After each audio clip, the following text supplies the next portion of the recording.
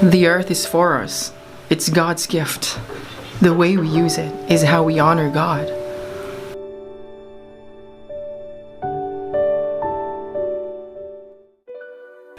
My teammates and I was at the port early in the morning to catch the Vinta. But before the sail, we were oriented by the local environmentalists of the do's and don'ts. We willingly listened as we all understand how important it is to take part in preserving the island of Santa Cruz.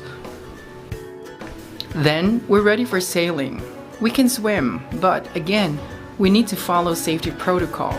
Life vests are free to use.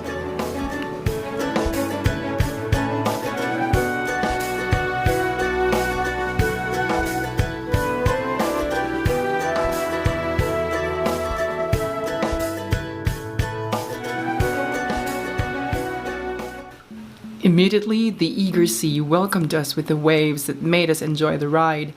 Imagine the feeling of how you missed the waves tossing and the sound it produced. Truly, we were amazed.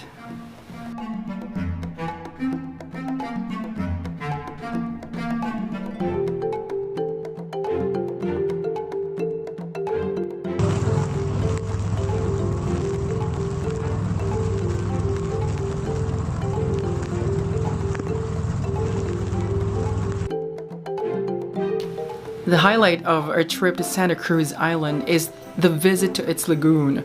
From the main island, while we were sailing our way to another shore, the tour guide kept on educating us what to see, what one must do during the entire trip, and how to appreciate the wonders around.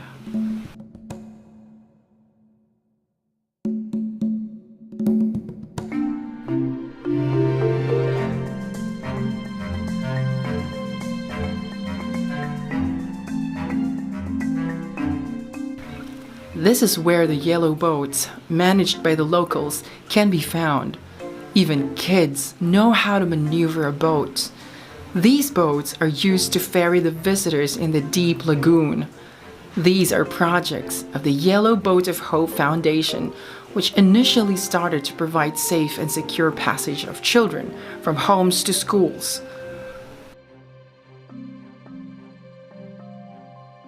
The tour guide passionately informed us about the place, even under the heat of the sun.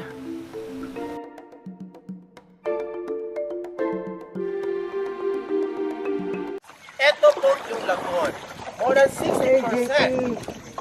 Yung nakikita natin ang lahat ng tao sa mangrove forest. Ganyan. Dahil sabi pa yung po, ng tawan, yung po parang maliit na dahon,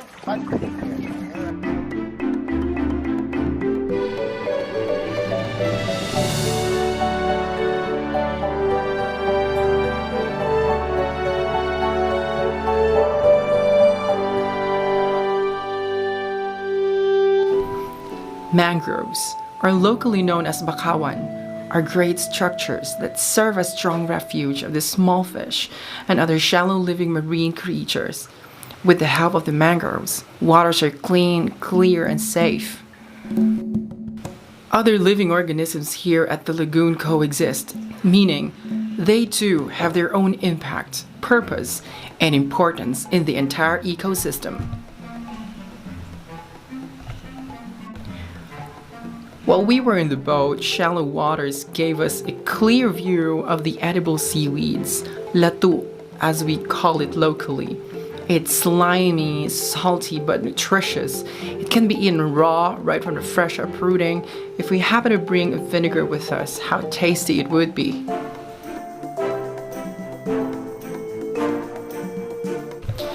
In here, not only the latu and the small fish that you can see, but sea grasses, starfish, and jellyfish too.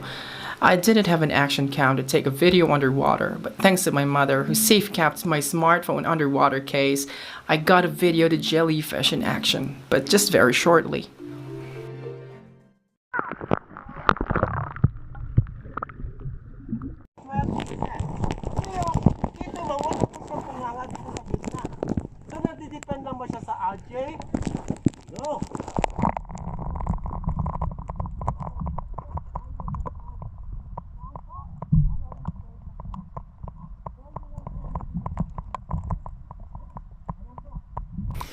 All these wonders here are quietly, beautifully, harmoniously existing. So if there are visitors, the local government ensures the safety of the island, one of which is telling people how to touch marine life. We were allowed to touch a first-hand encounter with this type of jellyfish. The upside-down jellyfish does not sting nor harmful to humans in any way. If you touch it, let it stay in the water so as not to dry it. Carefully lift it. I personally touched one. I was afraid at first, but being one with them will help me understand and appreciate them more.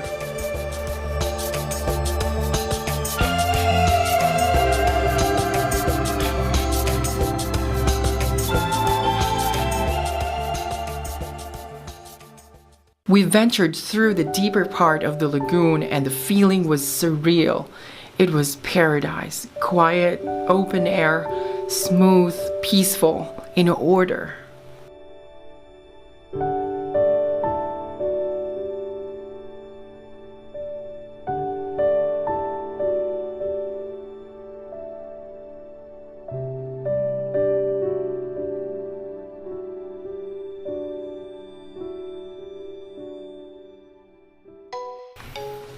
There, we were taught that mangroves reproduce all by itself.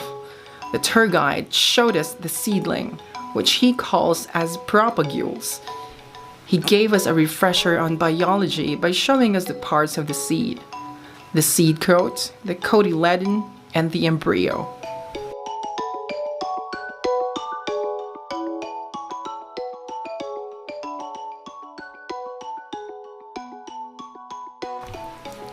When you snap the crown, you will see the first leaf.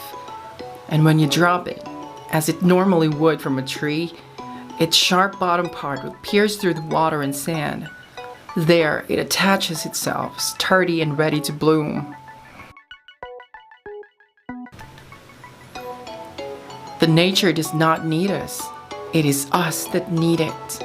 These mangroves are self-sufficient. These will continue to grow, continue to protect, nurture the marine life, all that are dependent to it.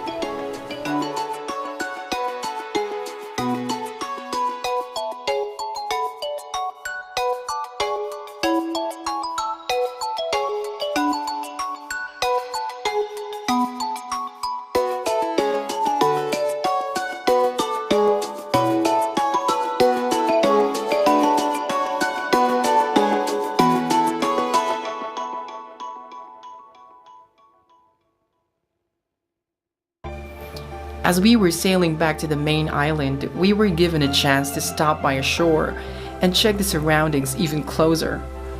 We hopped out of the boat and walked towards the dry land. I took a moment to pause, feel, see, hear everything. There I saw these small, highly camouflaged hermit crabs. In plain sight, they are stones. In careful view, they are living things.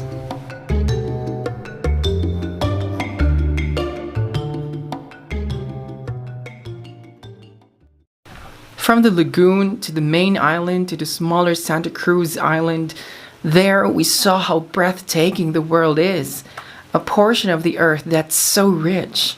I took another moment to walk on the sandbar, by that time covered under clear, shallow waves. It was magical, surreal.